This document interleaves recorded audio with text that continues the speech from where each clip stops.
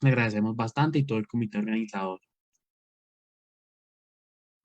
Muchas gracias y buenos días para todos. Quisiera que me confirmen primero si me están escuchando bien. Sí, veo que le estamos escuchando.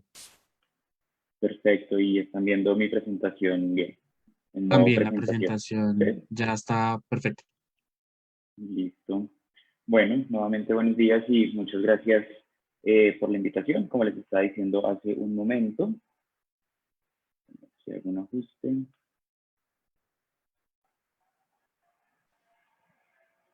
Bueno, muy bien. Entonces, como ahorita mencionaba, mi nombre es Mauricio Chaparro, soy médico genetista y actualmente ocupo la posición de coordinador médico en Ginsel Pharma. Pues el objetivo de esta conferencia es que podamos hablar en relación a los criterios de cuándo sospechar cáncer hereditario y cuál es la importancia de contar con un buen estudio genético que nos permita la confirmación de esta sospecha.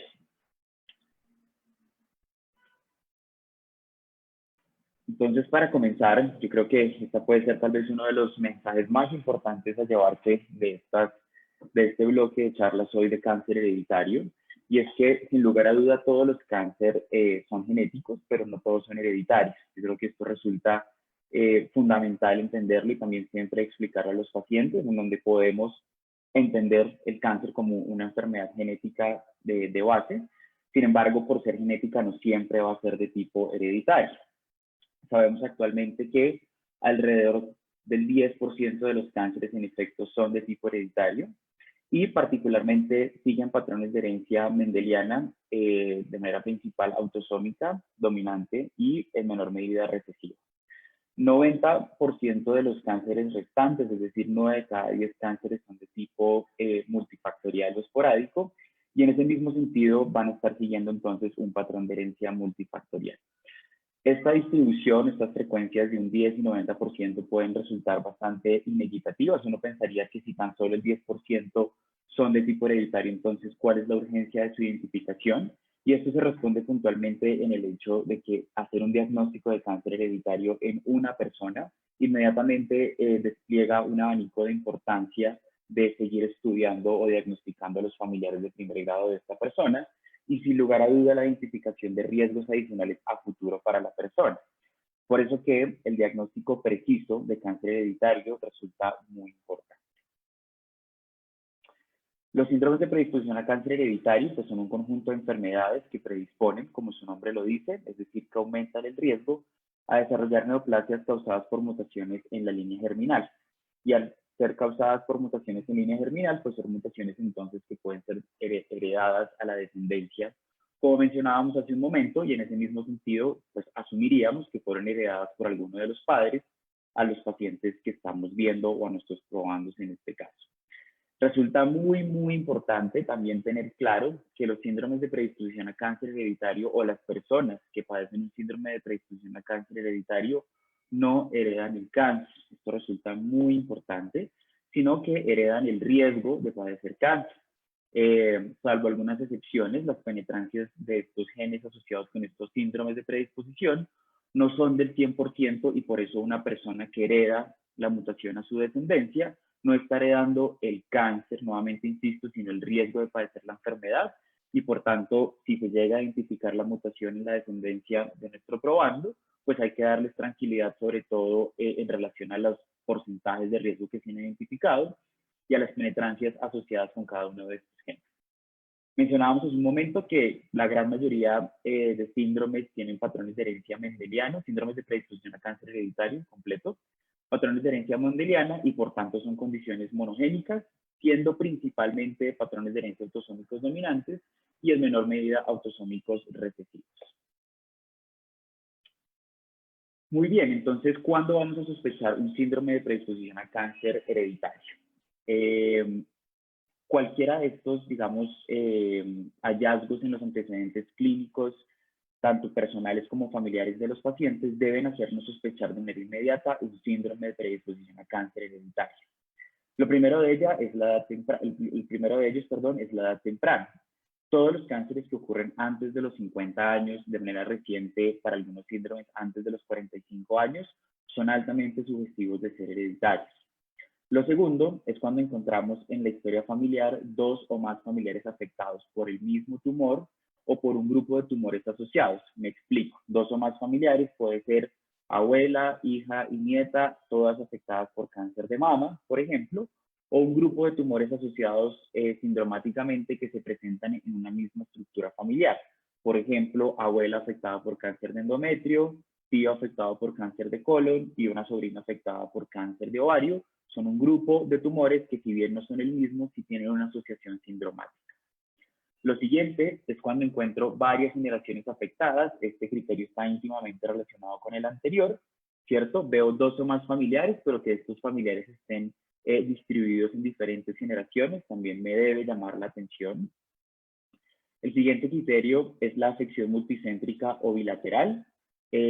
Multicéntrica, la aparición de varios tumores en un mismo órgano en diferentes ubicaciones, o para aquellos órganos que son pares, cuando tenemos afectación de ambos órganos de manera bien sea simultánea o metacrónica. Por ejemplo, mama a los 35 años y 5 años después apareciendo un segundo tumor en la mama contralateral, en donde se descarte completamente que se trata de una metástasis. Eso debe llamarnos la atención. Lo siguiente es la presentación de más de un primario, y la presentación de más de un primario puede darse de manera sincrónica o metacrónica. Sincrónica si ocurre al mismo momento, como su nombre lo dice, o metacrónica uno seguido después del otro. Esta sincronicidad o metacronicidad no siempre tiene que ser dada para tumores de afección bilateral. Puede ser cualquier tipo de tumor. Una mujer, por ejemplo, que presenta inicialmente un cáncer de mama y 5 años después presenta un tumor de ovario. Es un tumor, son dos primarios metacrónicos que sin lugar a duda deben llamar la atención. Lo siguiente, algunas etnias específicas que están más afectadas por síndromes de predisposición a cáncer hereditario, específicamente por la ocurrencia de consanguinidad que se da dentro de estas etnias, particularmente los pacientes con ascendencia judía ashkenazi. Y por último, los tumores raros. Los tumores raros debemos entenderlos como tumores poco frecuentes o que a nivel histológico pues no son los patrones histológicos usuales. Pongo dos ejemplos. El primero de ellos, un tumor poco frecuente, es feocromocitoma. Siempre que se vean feocromocitomas en pacientes jóvenes, sospechar que posiblemente se está frente a un cáncer, a un síndrome de predisposición a cáncer hereditario. O lo siguiente, patrones histológicos poco usuales. Tomo nuevamente ejemplo el cáncer de mama hereditario. Sabemos que la gran mayoría de cánceres de mama son de tipo ductal. Cuando encontremos lobulillares por ser un patrón histológico poco frecuente en el cáncer de mama, también sospechemos que pueda ser un síndrome de predisposición a cáncer hereditario. Todos estos criterios que acabamos de denominar los vamos a reconocer como banderas rojas. Siempre que encontremos cualquiera de estas características, insisto, en la historia clínica, personal o familiar del paciente, pensemos que posiblemente estamos frente a un síndrome de predisposición a cáncer hereditario. Las características que acabo de mencionar podríamos entonces resumirlas en tres grupos grandes, digamos, de banderas rojas. Uno, los antecedentes familiares. Dos, los antecedentes personales. Y tres, los fenotipos extraños o raros, como lo ven entrecomillado. Si somos acuciosos y, digamos, buscamos criterios diagnósticos de síndromes de predisposición a cáncer hereditario, como puede ser el de mama de ovario hereditario o como puede ser el Lynch, vemos que los criterios diagnósticos que se utilizan o de sospecha que se utilizan y se han diseñado para estas entidades se ajustan de manera particular con estas banderas rojas. ¿Qué quiero decir con este mensaje? Probablemente no será necesario memorizar ni tener a la mano los criterios diagnósticos, bien sea Amsterdam, para Lynch o mama y ovario hereditario, para llegar a una sospecha diagnóstica, siempre y cuando recordemos estas banderas rojas: edad temprana, historia familiar, afectación multicéntrica o bilateral, ocurrencia de más de un primario, bien sea sincrónico o metacrónico, que sea un paciente que pertenezca a una etnia específica con alta frecuencia de síndromes de predisposición a cáncer hereditario o tumores raros. Adicional a ello, tenemos que tener muy presente que el cáncer hereditario es clínicamente y genéticamente heterogéneo. ¿A qué hago referencia con ello? Primero hablemos, por ejemplo, del Lynch. El Lynch es una entidad que cumple con esta característica tanto clínicamente como genéticamente heterogénea. Es una única entidad que, si bien la gran mayoría de pacientes van a estar afectados por cáncer de colon, también los pacientes que tengan mutaciones, y lo mencionaba hace un momento el doctor Estrada, en alguno de los genes asociados con Lynch, también tienen elevación del riesgo para desarrollar cáncer gástrico, del sistema nervioso central, ovario, endometrio, entre otros. Y digo entre otros porque cada vez aumenta más la evidencia de los riesgos que confieren mutaciones en los genes del complejo MDMR asociados al síndrome Lynch. Por estas dos características, por el tipo de tejidos que se ven afectados y por el tipo y por el número de genes que participan o que están asociados con la aparición del síndrome, el Lynch, por ejemplo, es un ejemplo clásico de la heterogeneidad tanto clínica como genética del cáncer hereditario. Siguiente ejemplo, mama y ovario hereditario. Sabemos que tenemos tanto BRCA1 como BRCA2 y que mutaciones en estos dos genes confieren riesgo para cáncer de mama, ovario, melanoma, próstata y páncreas. Y por tanto es otra entidad que cumple con esta característica de genéticamente y clínicamente heterogénea. Y por último, pues ni hablar de TP53 asociado con el síndrome Li-Fraumeni, en donde se asocian con un alto riesgo de desarrollar diferentes tipos de cáncer, en donde aquí no cumpliríamos, digamos, con la característica de genéticamente heterogéneo, pero sí una heterogeneidad clínica muy fuerte, porque mutaciones en este gen sabemos que incrementa el riesgo para un número importante de tipos de cáncer.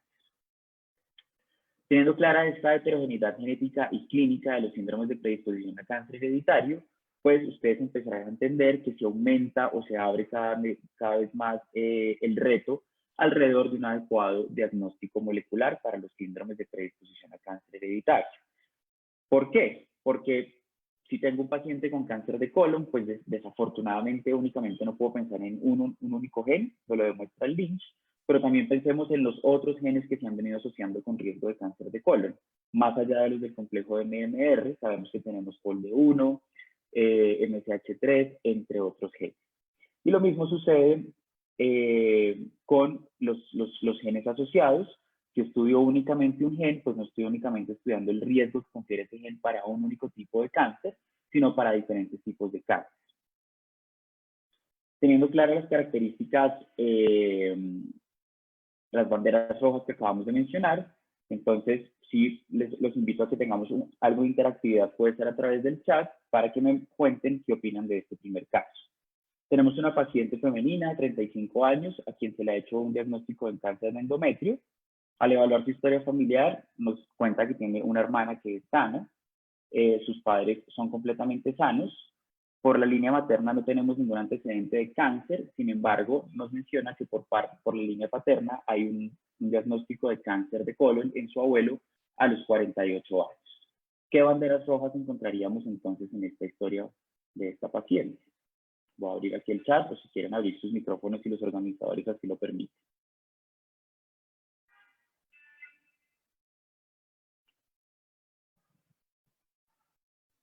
Pueden escribir en el chat, dice uno, entonces edad temprana, dicen por acá en el chat. Exacto.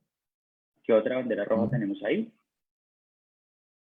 Que han participado en el chat, antecedente familiar, cánceres asociados.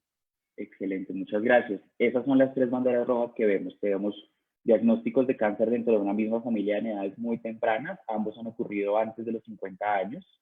Lo segundo que nos dicen son antecedentes familiares. Sin lugar a duda, tenemos un abuelo con un diagnóstico de Lynch y una paciente nos está probando con un diagnóstico de endometrio, que viene íntimamente asociado con lo siguiente que nos dice Tania González, dice cánceres asociados. Claro, no es el mismo cáncer, pero sabemos que sindromáticamente endometrio y colon se asocian.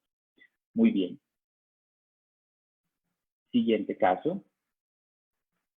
Tenemos una paciente femenina que ha presentado primero un cáncer de colon, el cual fue tratado con quimioterapia y resección quirúrgica, y 5 años después empieza a presentar un sangrado y se diagnostica un cáncer de endometrio.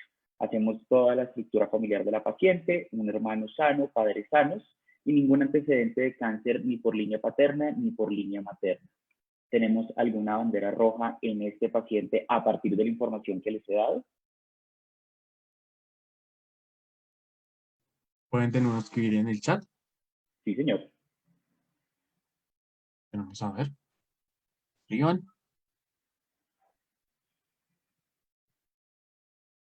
Dice Javier Alvira, factores ambientales. No, señor. Podría ser, pero no les he dado ninguna información de factores ambientales. ¿Qué bandera roja vemos en este caso? Genes asociados, no hemos hecho ningún tipo de confirmación molecular. Dice Sonia, cáncer relacionado, sí, colon y endometrio son relacionados, pero ¿qué característica tiene puntualmente esta paciente? De las que vimos como banderas rojas. Excelente, dice Nelly, más de Exacto, uno, más de metacrónico. uno crónico. Dos tumores primarios. La bandera roja que tenemos en este paciente, en esta paciente, independientemente de la edad de diagnóstico porque no se las he dado, y también la ausencia de historia familiar, es que es una paciente que ha presentado 2 tumores primarios metacrónicos y que adicional a ello, pues que son 2 tipos de tumor que sabemos que están sindromáticamente relacionados y que tienen evidencia de que son cánceres en algún porcentaje de tipo hereditario, tanto colon como endometrio.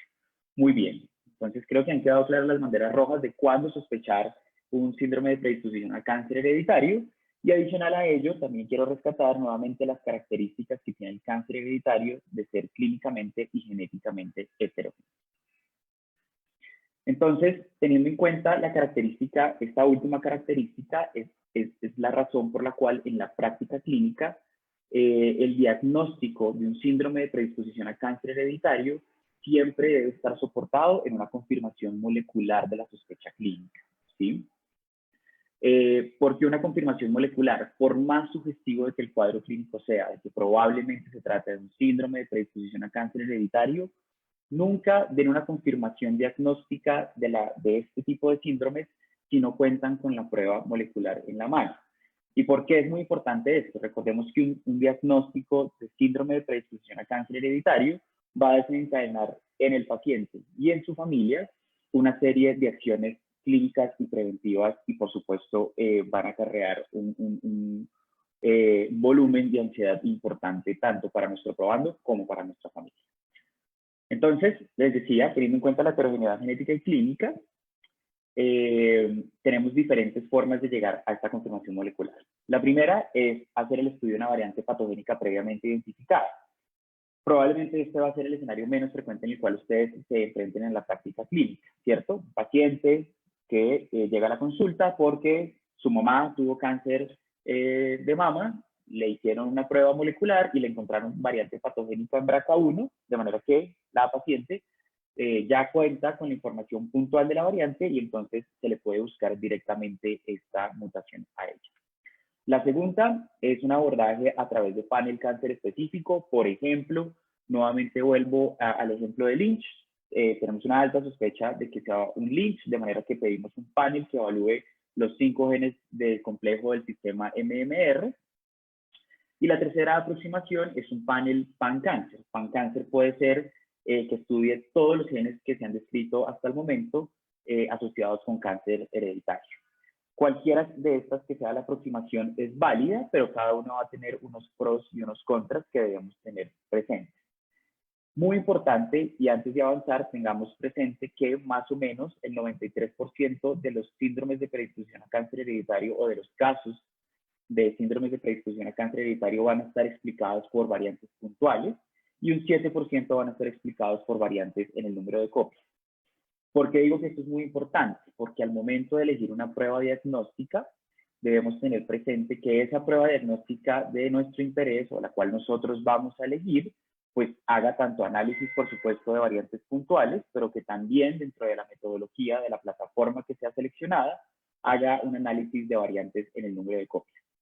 ¿Por qué es importante esto? Porque si únicamente, por ejemplo, hace análisis de secuenciación, o únicamente está soportado, perdón, una plataforma de secuenciación, pues van a quedar un número de variantes desprotegidas que podrían llevarnos, por ejemplo, a falsos negativos y estaríamos perdiendo una oportunidad de oro de llegar a un diagnóstico específico en el paciente que, insisto, va a acarrear también una toma de decisiones no solo en él como paciente, sino en su familia. Y esto es lo que les estaba diciendo hace un momento. Nuevamente, por ejemplo, tenemos una paciente femenina que ha tenido un diagnóstico de cáncer de mama en edad muy temprana, a los 38 años. Por la edad temprana cumple con la bandera roja para sospechar síndrome de predisposición a cáncer hereditario. De todas maneras, hacemos la construcción de su árbol genealógico, encontramos una hermana sana, papás sanos, por línea paterna ningún antecedente de importancia, por línea paterna, ningún antecedente de importancia, y nos refiere que tiene una hija actualmente de 14 años completamente sana. Se le hace un estudio molecular a la paciente y se encuentra una variante patogénica en PALB2.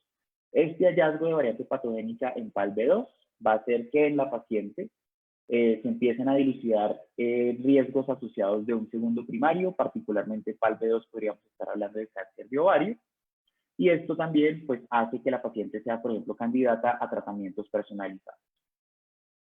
Aquí les traigo esta imagen de la hidra de Lerna, que es pues, de la mitología, en donde sabemos que, digamos, el diagnóstico molecular en cáncer hereditario se compara con esta figura mitológica. Recordemos que la hidra, cada vez que se le cortaba una cabeza, nacían 2 cabezas adicionales. Y un poco esto es lo que sucede cuando llegamos a un diagnóstico molecular en síndromes de predisposición a cáncer hereditario. Una vez se hace el diagnóstico, por ejemplo, en esta paciente, es como si le cortáramos la cabeza a la hidra y ahí saldrán 2 cabezas nuevas. Y esta segunda cabeza estará respondiendo a los impactos que tendrá el diagnóstico en familiar, nuevamente. ¿Por qué? Porque si sabemos que tenemos una variante patogénica y, por ejemplo, la exploramos y la identificamos en la hija de la paciente, será una paciente candidata a medidas de reducción del riesgo y también candidata a ser insertada en un programa de cribado mucho más agresivo.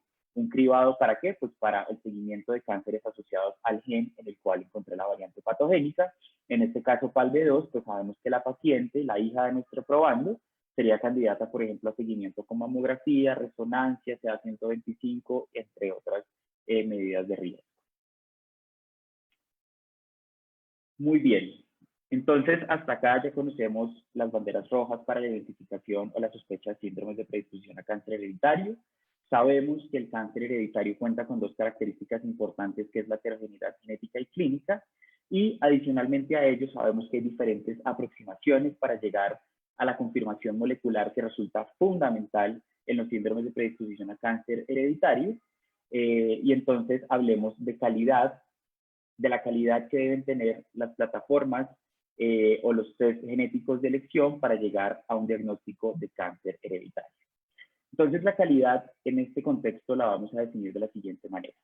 Primero, vamos a hablar de la precisión analítica, la cual deberá estar sumada a la precisión interpretativa, y la suma de estos 2 tipos de precisiones nos darán una precisión de laboratorio, que al final es lo que nos debe importar al momento de elegir un test genético o un test molecular para la confirmación de una sospecha de síndrome de predisposición a cáncer hereditario. La precisión analítica hace referencia puntualmente a las siguientes características, y es que se cuente con un ensayo robusto, que esté ampliamente validado y que haya pasado por diferentes controles de calidad. Ya en un momento vamos a entrar en detalle de estas características o esta precisión analítica. Y por otro lado, hablamos de precisión interpretativa, aquellos programas robustos de clasificación de variantes. Dicho de otra manera, la precisión analítica hablará de la plataforma y de las, digamos, de los flujogramas de las pruebas genéticas que se estén desarrollando puntualmente a nivel del laboratorio, ¿cierto?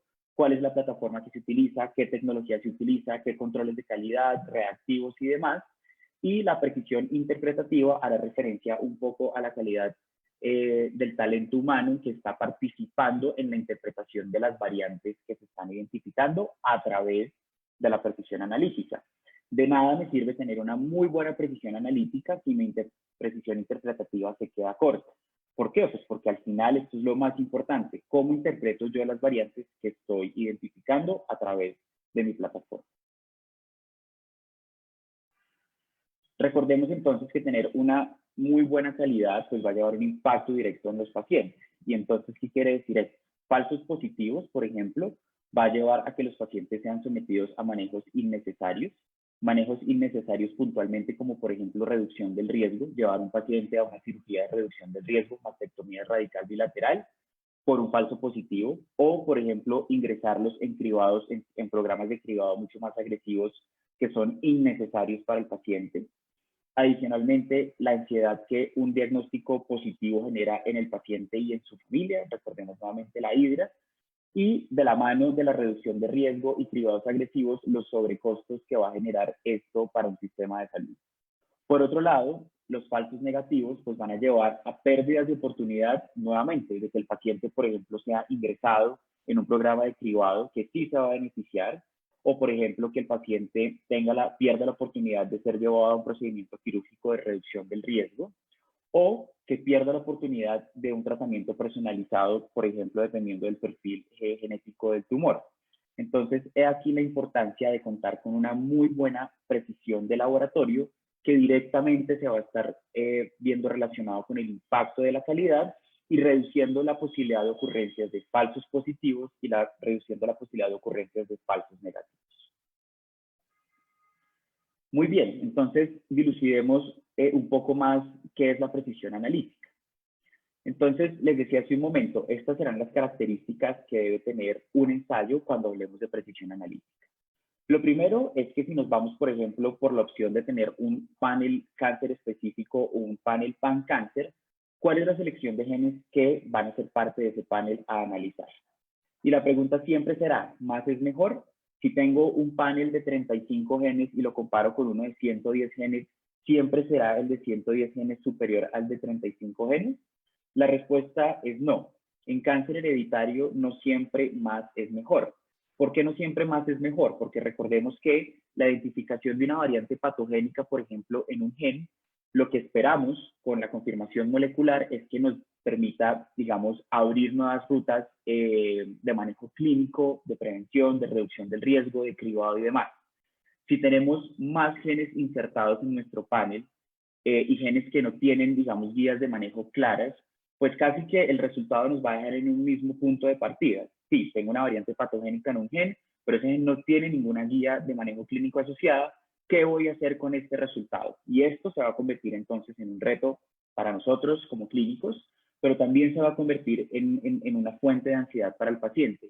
Paciente, usted tiene una variante patogénica en X gen, pero X gen no tiene ninguna guía de manejo clínico asociada, de manera que no tengo muy claro qué hacer con esta variante. Entonces, tengamos muy presente que la selección de genes a analizar en la medida de lo posible siempre sean genes que cuenten con guías de manejo y que me abonen un camino a seguir adecuado desde el punto de vista clínico, sabiendo muy bien qué voy a hacer con estos resultados. Lo segundo es la tecnología a utilizar. La plataforma que yo quiero utilizar, ¿qué tipo de tecnología utiliza? ¿Es una plataforma que únicamente, por ejemplo, utiliza secuenciación de Sanchez? ¿O es una plataforma que dentro de sus métodos de confirmación utiliza, por ejemplo, Long Range PCR para aquellos genes que tienen pseudogenes con una alta homología?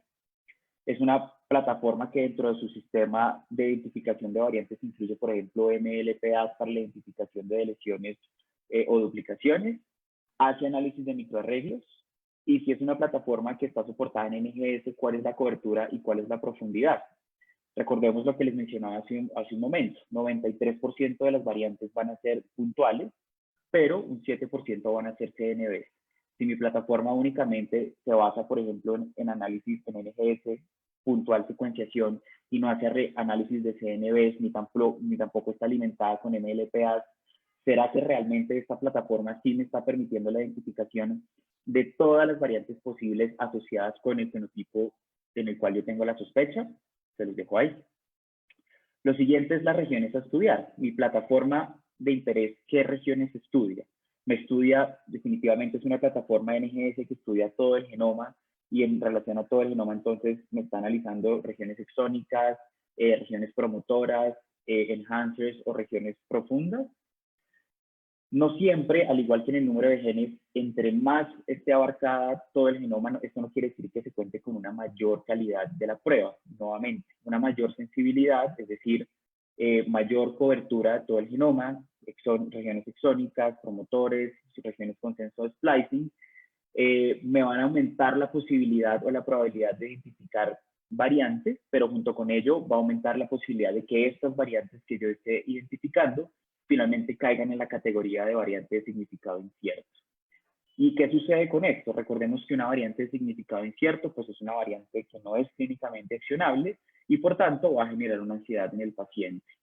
La gran mayoría de estas BUS finalmente van a terminar siendo clasificadas como benignas, pero más o menos el periodo de reclasificación de las variantes tarda unos 3 años y esto significa 3 años de seguimiento en un paciente, 3 años de ansiedad en el paciente. y también 3 años de ansiedad para los familiares de este paciente. Por eso, no es mejor tener mayor cobertura de todas las regiones del genoma, sino saber muy bien qué quiero estudiar en el genoma. En ese sentido, lo ideal sería, por ejemplo, que la plataforma de interés estudie regiones exónicas y sitios con censos de splicing, ¿cierto?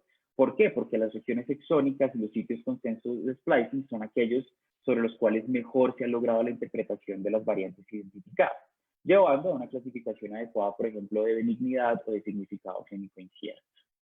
Ahora, esto no quiere decir que no haya variantes patogénicas fuera de las regiones exónicas y en las de sitio con censo de splicing que sean importantes y que valga la pena estudiar o analizar.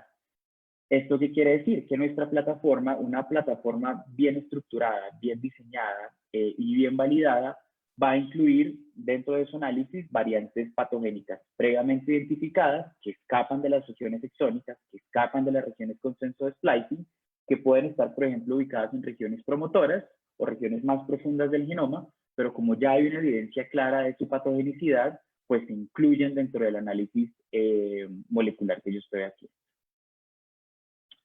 Lo siguiente es los grandes rearreglos que comprometen la transcripción o la traducción, por ejemplo, deleciones completas de los promotores, duplicaciones completas de los promotores, y tengo que tener también claridad de mi plataforma está estudiando estos grandes rearreglos que están fuera de las regiones exónicas o sitios con censo de splicing. Otra característica importante de la precisión analítica es la validación del ensayo, es decir, una vez yo he diseñado toda la prueba, ¿cómo la he validado? Y relación a ello es la sensibilidad y la especificidad con la que cuenta esta prueba. Y si estos resultados de validación del ensayo han sido o han surtido más bien una revisión por pares adecuada y los resultados han sido publicados y adicionalmente son resultados publicados en un contexto prestigioso y que sean asequibles. De nada me sirve que exista, digamos, esta evidencia científica si yo no puedo acceder a ella para el momento en el cual quiero elegir una prueba molecular. Adicional a ello, el control de calidad post-validación. De pronto ustedes se preguntarán cómo así que un control de calidad si ya ha surtido todo un proceso de validación, revisado por pares y sometido a su publicación. Resulta que contar con planes de control de calidad post-validación significa que el laboratorio reconoce que su sistema, digamos, su plataforma molecular no se ha mantenido estática desde el momento de la validación y por tanto requiere de un programa de control de calidad bien estructurado y bien implementado. ¿Qué puede variar, digamos, después de la validación de un ensayo? Puede variar el talento humano que corre la prueba, puede variar el tipo de reactivos que se utilizan dentro de la prueba, puede variar la plataforma como tal y por tanto, contar con un control de calidad post-validación no quiere decir que el laboratorio no confíe en su plataforma, todo lo contrario, reconoce que es una plataforma que no es estática, que está en constante revisión y mejoramiento y por tanto amerita, insisto, un control de calidad post-validación. Adicional a ello, este control de calidad debe contar con validaciones de variantes por métodos ortogonales, es decir, por métodos indirectos. Puntualmente, ¿por qué? Porque sabemos que, un ejemplo, la NGS es muy buena para identificar unas cosas, pero no todo, ¿sí? Sabemos que no es tan buena para identificar variantes en el número de copias. Entonces, el laboratorio tiene que tener un plan de confirmación de variantes por métodos ortogonales listo, una vez, por ejemplo, identifique cualquier tipo de variantes de este tipo puntualmente en el número de copias. Eso en relación a la precisión analítica. En relación a la precisión interpretativa, les decía hace un momento que hace referencia a cómo está constituido el programa o de clasificación o entendimiento de las variantes y cómo está constituido en términos de talento humano este equipo de clasificación de variantes. Entonces, lo primero es que la precisión interpretativa va a estar directamente relacionada con si el laboratorio cuenta con un programa robusto de clasificación de variantes. Lo primero es que tenga un equipo capacitado y multidisciplinario, no únicamente, por ejemplo, médicos genetistas, sino también otros perfiles, biólogos, bioquímicos, bioinformáticos, que alimenten y robustezcan este entendimiento de las variantes. Adicional a ello, la experiencia. No será lo mismo un laboratorio que cuenta con poco tiempo de experiencia, ha procesado pocas pruebas, con un laboratorio que ha procesado cientos de miles de pruebas, porque este laboratorio empieza a alimentar su base de datos y empieza a identificar, digamos, variantes que son frecuentes en la población, que en algún momento tal vez no fueron de fácil clasificación, pero al verlas de manera reiterativa en las pruebas que empiezan a correr, pues más bien entienden que se trata, por ejemplo, de una variante poblacional. Lo siguiente es la evaluación de evidencia disponible. La precisión interpretativa no únicamente puede estar soportada por los criterios que sean definidos por el laboratorio, sino que tiene que ser abierta en el sentido a estar buscando de manera constante en la literatura que surge en relación a las variantes que previamente han sido clasificadas, por ejemplo, como US, o cada vez que se va a hacer la clasificación de una variante que hay en la literatura en relación a la misma. Adicional a ello, si este laboratorio cuenta con algunos sistemas de clasificación de variantes desde el punto de vista de implicación molecular, funcional y clínica de la variante. Cuenta el laboratorio con un laboratorio funcional, por ejemplo, para correr ensayos funcionales que permitan el entendimiento de la variante. Cuenta el laboratorio con un programa de segregación de variantes para ver qué sucede con una variante que está en clasificación como US con los familiares. Si esta variante está segregando con la enfermedad, por ejemplo, cuenta con eso el laboratorio. Y en ese sentido, pues un laboratorio funcional, como les mencionaba. Adicional a ello, el laboratorio cuenta con una guía para la clasificación de variantes. Sabemos que tenemos una guía ampliamente utilizada, validada, del Colegio Americano de Genética Médica para la clasificación de variantes, pero esto, como su nombre lo dice, es una guía. El laboratorio, a partir de su experiencia, ha creado o ha diseñado otros mecanismos de clasificación que puedan entrar a alimentar, por ejemplo, las guías del Colegio Americano. Todas estas son características de la precisión interpretativa que al final nos van a dar un programa robusto de clasificación de variantes, evitando tanto falsos positivos como falsos negativos. Podríamos resumir las características del programa de clasificación de variantes en estas 4 ítems. Que sea un programa oportuno, que sea un programa preciso, confiable y costo efectivo. En ese sentido, entonces, debemos tener presente que es muy importante el reporte de una US en la precisión interpretativa. La identificación de una US no quiere decir que el laboratorio no cuente con una buena precisión interpretativa, todo lo contrario. Y adicionalmente a ello, es claro que cuando yo reporto una US en un reporte de un tipo de pruebas molecular para cáncer hereditario, le estoy diciendo al paciente su resultado no es completamente negativo y hay un resultado que amerita seguimiento. Pero ojo, es muy importante que reduzcamos al máximo el reporte de US. ¿Por qué? Por lo que les decía hace un momento, una US significa un periodo de ansiedad para el paciente, un periodo de seguimiento para el paciente y por tanto, en la medida de lo posible, únicamente reportar BUS cuando estoy completamente seguro que se trata de ello, de una US. Lo siguiente, un programa de reclasificación de variantes. Esto está íntimamente relacionado con las BUS. El laboratorio que reporta la BUS, ¿cómo se compromete con las BUS que está identificando? Es un programa, es un compromiso de por vida, es decir, acompañan al paciente hasta que la BUS es reclasificada o sencillamente delegan esa responsabilidad en el médico tratante. Lo ideal sería que el laboratorio cuente con un programa de reclasificación de variantes de por vida hasta que se cuente con la reclasificación de la variante, puntualmente porque esto está demostrando un compromiso con el paciente y por supuesto con el médico. La notificación oportuna de la reclasificación, recordemos que una reclasificación hacia benigna, pues bueno, definitivamente descartará la sospecha diagnóstica y le dará salida al paciente, pero una reclasificación hacia patogénica cambia completamente el manejo e inmediatamente abre una serie de posibilidades de prevención y de tratamiento para el paciente y su familiar, de manera que esta notificación debe ser en la medida de lo posible tan oportuna como sea, como se pueda. Nuevamente, tenemos estas 4 características: oportunidad en el reporte de estas variantes, precisión, confiabilidad y costo-efectividad.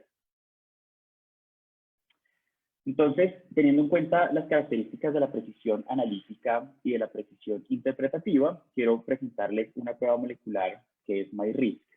MyRisk es un panel para cáncer hereditario que está constituido por 35 genes. 35 genes que todos ellos cuentan con guías de manejo, 35 genes que todos ellos están, por ejemplo, insertados en la guía de la NCCN de manejo de cáncer hereditario y que para cada uno de estos genes se cuentan con recomendaciones clínicas de manejo. Estos 35 genes abarcan particularmente 8 tipos de cáncer diferentes, dentro de los cuales incluyen mama, ovario, el cáncer gástrico, colorectal, pancreático, melanoma, próstata y endometrio. MyRisk es una prueba, es un panel para cáncer hereditario que cuenta con una adecuada precisión analítica. Puntualmente aquí, por ejemplo, estamos viendo las especificaciones técnicas de MyRisk, en donde nos están comentando, por ejemplo, cuáles son los genes que se incluyen, por qué se incluyen y qué mecanismos moleculares se utilizan para la identificación de variantes. Entonces, un poco para comentarles, MyRisk incluye análisis, por supuesto, por NGS para la identificación de variantes puntuales, pero también a partir de NGS hace un análisis de CNV, de variantes en el número de copias, y para algunos genes en particular cuenta con métodos confirmatorios como MLPAs, porque se sabe que la gran mayoría, por no decir que todas las variantes asociadas con ciertos genes son de ese tipo, y por tanto amerita el uso de un MLPA para la identificación de variantes de tipo de lesión o duplicación. Les decía hace un momento, es un estudio germinal que se basa puntualmente en la secuenciación NGS y análisis de CNV, analiza 35 genes y estos, por ejemplo, son algunos de los genes que utilizan otros métodos de confirmación molecular diferentes a la NGS para la identificación de variantes puntuales. Sabemos, por ejemplo, que POLD1, para los genes POLD1 y POLE únicamente hace análisis de los dominios exonucleasas. Para MSH3 excluye el exón 1 porque se trata de una región altamente repetitiva y por tanto podría llevar, por ejemplo, a falsos positivos. Para EPCAN y GREM1 hace únicamente análisis de CNV, pues se sabe, por ejemplo, que las variantes puntuales en estos genes no explican síndromes de predisposición a cáncer hereditario. Y, por ejemplo, para PMS2, por la alta homología que tiene con sus pseudogenes, hace confirmación por método directo puntualmente MLPA de cualquier variante que encuentre a través de la NGS.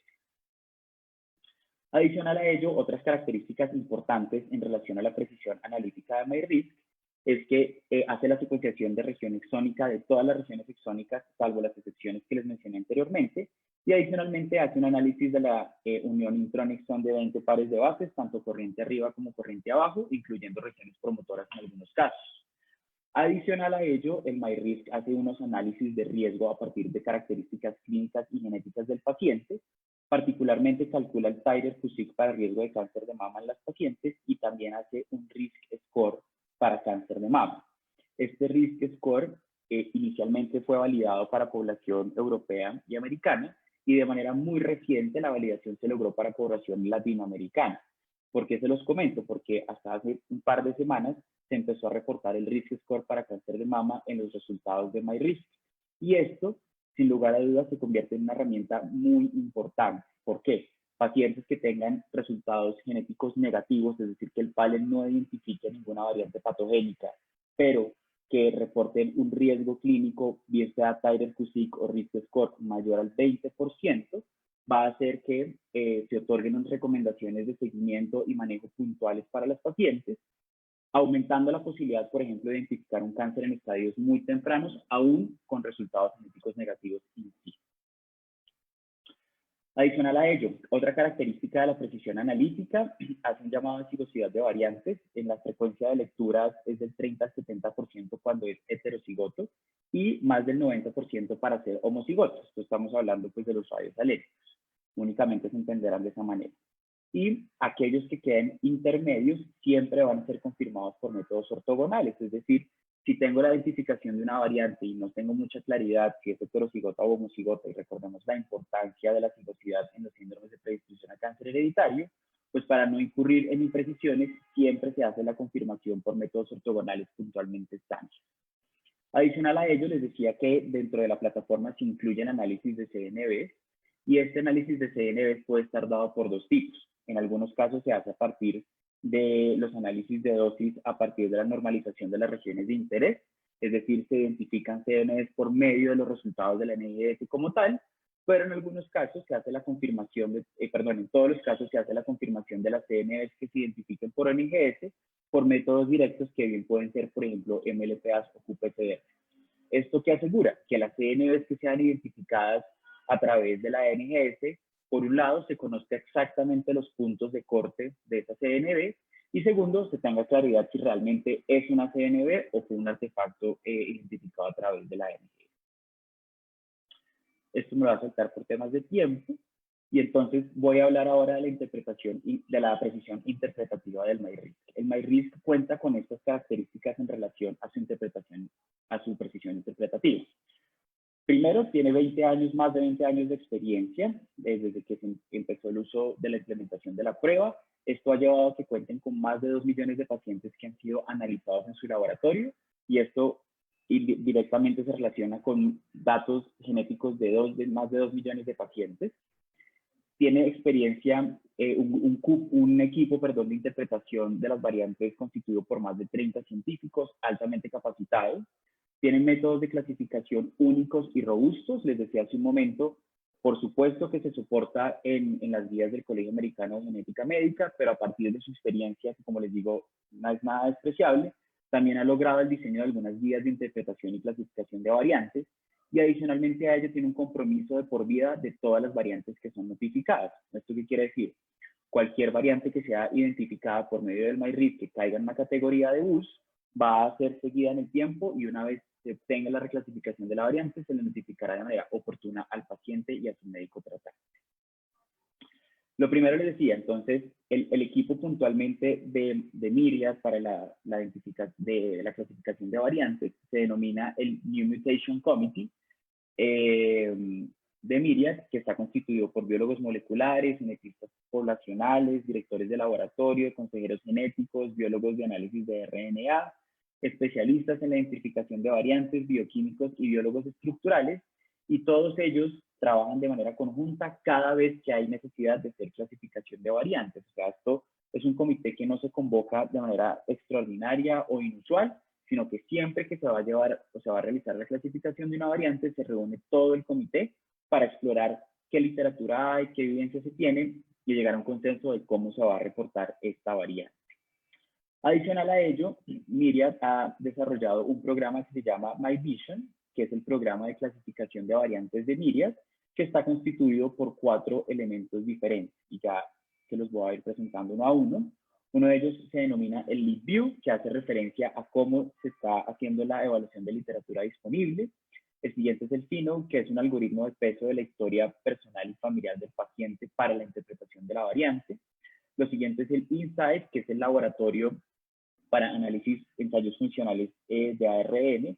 Y el otro es el ENCODE, que es el modelo de coocurrencia que utiliza Myriad también para la clasificación de variantes. Ya les voy a explicar uno a uno. Adicional a ello, aparte del MyVision, que estos son desarrollos propios de Myriad, se soporta en otras herramientas, como por ejemplo el análisis estructural de la variante, qué sucede con la variante, cómo se comporta a nivel de frecuencia poblacional la variante que identificada, y adicional a ello cuenta con un programa de análisis de segregación para que, digamos, alimente aún más una interpretación de dicha variante. Lo primero es el LeadView. Les decía hace un momento, ellos tienen un sistema de búsqueda de la literatura constante que está buscando de manera permanente si se dan reportes de nueva literatura, de nuevas variantes que permitan la reclasificación de lo que se ha identificado previamente, o una clasificación inicial adecuada de la variante que yo estoy analizando. Muy importante aquí con el LeadView es que es un sistema, es un algoritmo de búsqueda automático que todo el tiempo le va reportando al equipo, al New Mutation Committee, si ha surgido nueva evidencia que valga la pena ser revisada para la reclasificación o clasificación a futuro de variantes. El sistema Pheno, que les decía hace un momento, se soporta en 2 análisis distintos. Uno de ellos es la comparación de la frecuencia de la variante en mi población afectada, es decir, en todos los pacientes que Myriad ha analizado en los cuales se identifica la variante, versus la identificación de la variante en bases de datos públicas. Si la variante es mucho más frecuente en mi población afectada, pues entonces puedo con alguna tranquilidad asegurar que la variante es patogénica. Sin embargo, si la variante que yo estoy clasificando la encuentro con mayor frecuencia en las bases de datos públicas de exomas poblacionales, entonces podría aseverar que la variante es una variante probablemente benigna. Y adicional a ello, este programa Pheno se soporta de otro mecanismo de clasificación de variantes, y es a partir de la historia clínica, tanto personal como familiar del paciente. ¿Y qué sucede en la historia clínica de mi paciente que tiene esta variante? Es una historia clínica donde se ven varias personas afectadas con fenotipos severos de cáncer hereditario. Entonces podría aseverar que la variante que yo estoy identificando es probablemente patogénica si la encuentro en un score que se calcula en mi paciente, o probablemente benigna si la encuentro en mi población control. El otro sistema es el EMCO, que hace referencia a mutation co-occurrence, y es interpretar un poco co-ocurrencia de la mutación, y es interpretar un poco qué sucede con la variante dependiendo de su sigosidad. Entonces les pongo un ejemplo. Si encuentro una variante, sabemos que las variantes bialélicas en BRCA1 usualmente llevan a muerte embrionaria. Por tanto, si mi paciente tiene en un alelo una variante patogénica previamente identificada y mi variante de interés está en el otro alelo y es una US y es un paciente adulto, pues probablemente esa segunda variante va a ser benigna más que patogénica, porque si fuera bialélica, pues hubiese llevado a muerte embrionaria. O, por ejemplo, las variantes bialélicas en BRCA2, que llevan, por ejemplo, a anemia de Fanconi.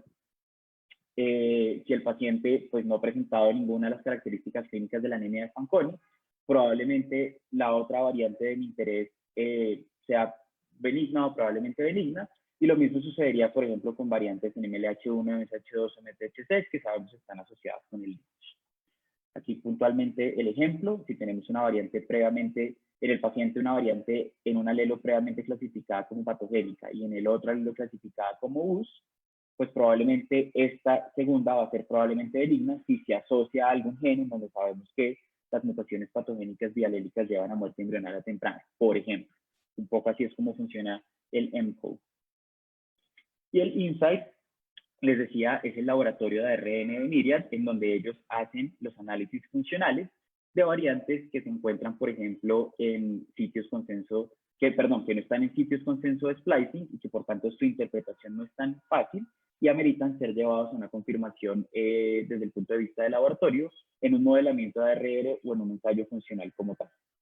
¿Esta qué ventaja tiene? Que Myriad no está supeditado a que las confirmaciones o los análisis funcionales sean realizados o desarrollados por otros laboratorios, sino que ellos mismos se toman, digamos, el trabajo de hacer esta confirmación y esta evaluación, y la reclasificación de la variante o el entendimiento de la variante puede ser mucho más rápido, mucho más oportuno. Recuerden que esta es una de las características de la precisión interpretativa, porque no tienen que esperar que otros laboratorios en universidades estén, por ejemplo, haciendo la interpretación o análisis funcional de estas variantes. El proceso de clasificación de las variantes, MyVision, está ampliamente publicado, validado y publicado. Desde el 2013 se publicó el programa como tal de MyVision, y que ha ido siendo alimentado por otros desarrollos, puntualmente por el FINO, que les mencioné hace un momento, y por el programa EMCO, también presentado hace un momento. Y esto es una ventaja desde el punto de vista de precisión interpretativa, porque la evidencia relacionada con los procesos de clasificación han sido ampliamente validadas, han sido sometidas a evaluación por pares, se encuentran publicadas en sistemas, en revistas prestigiosas, y adicional a ello, la consulta de cómo fue la desarrollo y validación de estos sistemas, pues es asequible para cualquiera que así lo quiera. Muy importante, un 60% de las variantes que son clasificadas por Myriad, y pues particularmente en MyRisk, se hace a través de los sistemas de clasificación que han sido desarrollados propiamente por Myriad, es decir, FINO, EMCO y análisis de INSIGHT para las variantes que ameritan la confirmación funcional, y un 40% o el 40% restante se hace a través de otros mecanismos de clasificación que no son propios de Myriad, pero que sí han sido mejorados por la institución o por el laboratorio como tal. Esto es muy importante. ¿Por qué? Porque si Myriad no contara con sus sistemas de desarrollo interno o de clasificación de variantes internas, FINO, EMCO e INSIGHT, probablemente un buen número de variantes quedarían o escaparían a una adecuada clasificación, quedando, por ejemplo, en una US, y una US que, insisto y se los he dicho ya varias veces, generaría una ansiedad importante en el paciente y sus familias. Entonces, les traigo otro caso clínico, otro par de casos clínicos realmente, de la importancia de tener, porque es muy, muy importante tener una prueba molecular confirmatoria ante una sospecha de síndrome de predisposición a cáncer hereditario. Tenemos una paciente femenina de 50 años en quien se le ha diagnosticado un cáncer de mama. Hacemos la exploración de su familia, nos comenta que su hermana tiene una hermana sana, menor sana, su padre sano, sin embargo su mamá a los 70 años también se le hizo un diagnóstico de cáncer de mama. Al hacer la exploración por línea paterna no tenemos antecedentes familiares de importancia. Por línea materna nos menciona que tiene un tío y una tía sana, sin embargo la abuela materna también tuvo cáncer de mama a los 62 años. Ante este diagnóstico o ante estos antecedentes familiares, nos comenta que a su mamá se le hizo un análisis en el 2019 a través de un laboratorio, no recuerda qué laboratorio, para BRCA1. Este análisis de BRCA1 se hizo específicamente por el antecedente de la abuela con cáncer y se identificó en ese momento una variante que era C75C por T, clasificada como patogénica, y por tanto se entendió que, o se asumió, que la paciente tenía un síndrome de cáncer de mama y ovario hereditario y fue llevada pues a todas las recomendaciones de manejo que existen para tal. En este caso, se asumió como patogénica la variante referida, ¿cierto?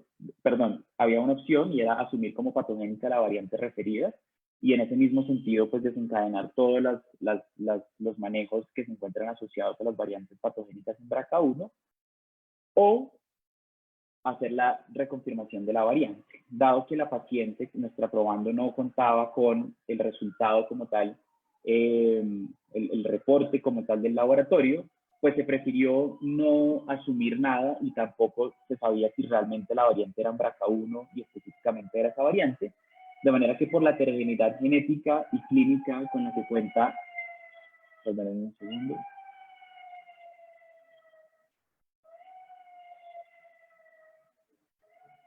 Por la heterogeneidad genética y clínica con la que cuenta el cáncer de mama, se prefirió pasar por una aproximación diagnóstica de un panel pan-cáncer. A la paciente se la hace en el 2020 un MyRisk, se hace el análisis de BRCA1, se encuentra en efecto la variante, pero gracias al sistema de clasificación de MyVision se dan cuenta que la variante es en efecto una variante benigna.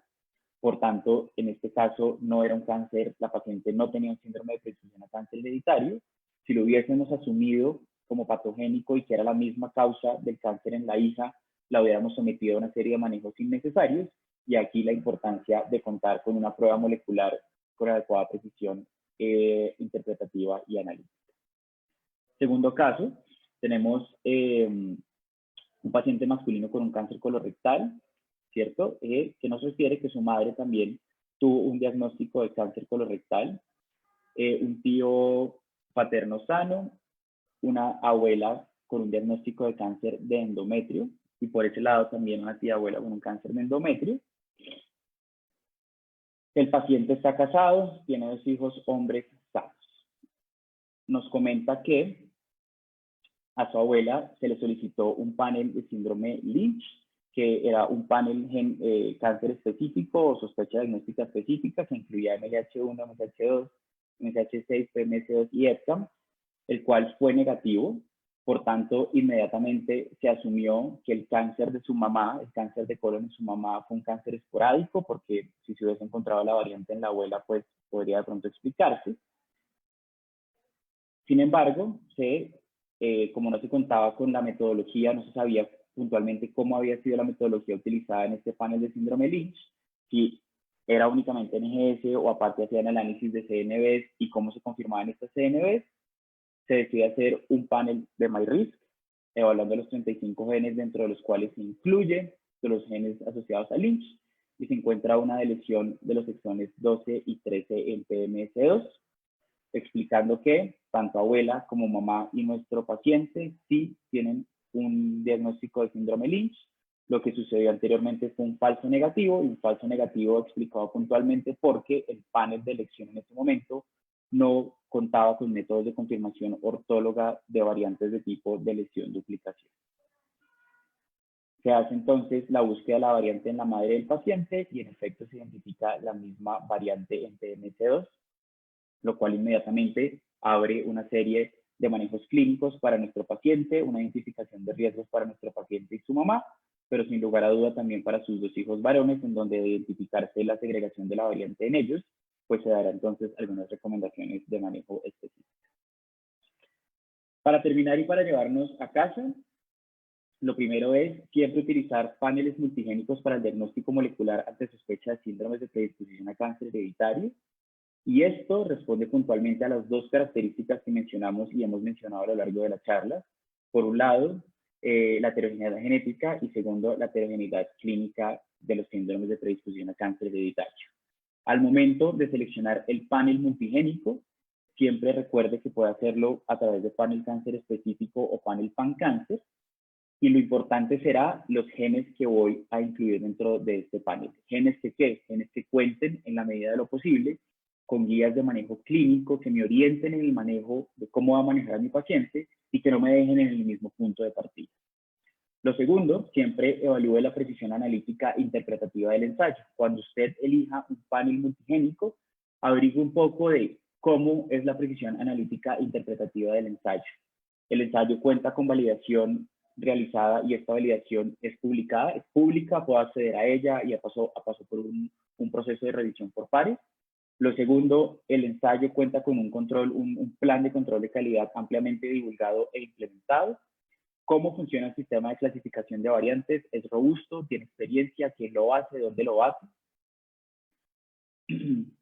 Entonces recordemos que para Myriad o para MyRisk puntualmente cuenta con una sensibilidad del 99.98% ampliamente validada y publicada, y que adicional tiene un sistema de clasificación de variantes conocido como MyVision, con 3 desarrollos internos que es CINU, EMPO y su propio laboratorio de confirmación de RNA o ensayos funcionales para RNA.